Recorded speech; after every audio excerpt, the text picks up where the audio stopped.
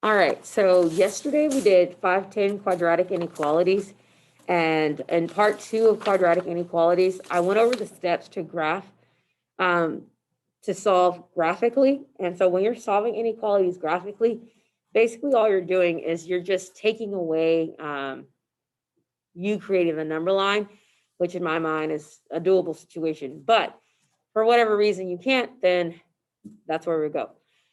So in our notes, we had the problem x squared minus 4x is less than 12. And so with x squared minus 4x less than 12, in order to graph it, step 1 says that one side has to be less than or greater than 0.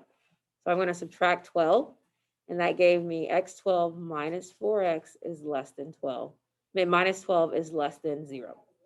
Okay, that's step 1. So step 1, done. Step 2 is to graph only the quadratic. So you're only putting the quadratic in there. So I'm putting in x squared minus 4x minus 12. Okay, so now I have my graph. So from that graph, I'm going to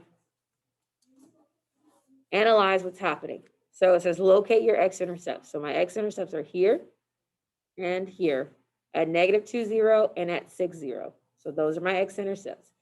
From there, it then says I'm going to use what I'm looking for. Well, I'm looking for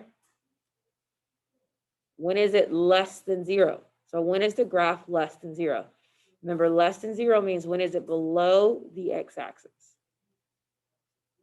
And I'm below the x-axis from here all the way. Let me zoom out a little bit.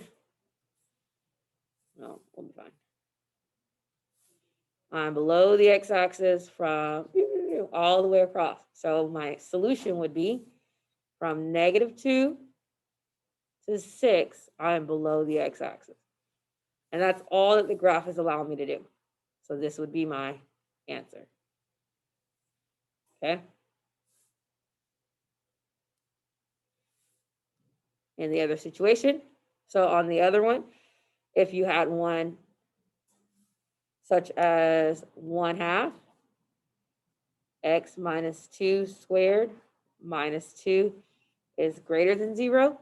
So I have this one, and it's already set to be less than or greater than 0. So I'm only putting in the quadratic. So step 2 is just to put in the quadratic. I'm going to put in the quadratic, and I have 1/2 x minus 2 squared minus 2. So there's my graph. That's step 2. Step 2 is done. Step 3, so we graphed it. Step 3 is to locate your x-intercepts. Here's an x-intercept. Here's an x-intercept. I can clearly see that it's at 0, 0, and I can clearly see that it's at 4, 0. Step 4 is, what does it mean? Well, I'm looking for greater than 0. So it's asking, when is it above the x-axis? Well, I'm above the x-axis from here and here.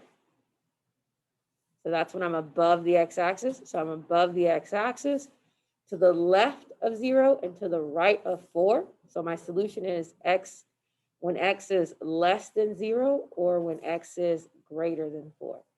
That is all that it means graphically, is that you graph it, okay? And that is your graphing your with 5.10. All right.